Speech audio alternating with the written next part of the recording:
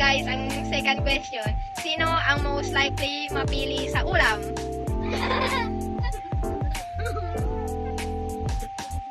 Guys, third question. Sino ang most likely matagal matulog?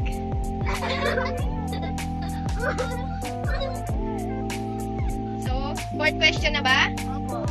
So, fourth question. Sino ang most likely tamad magbihis?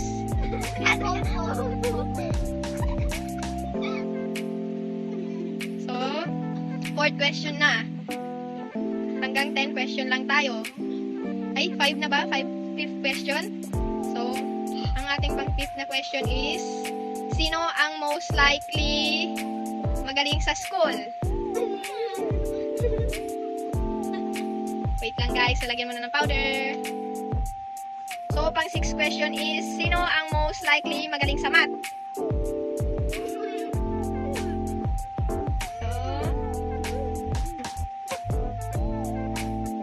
So, seventh question.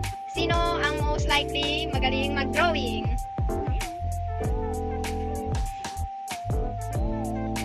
Pang-8 na question.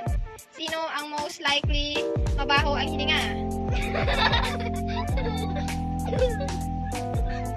So, 9 na ba? 9 question na? Yes!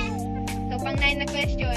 Sino ang most likely tamad mag-toothbrush?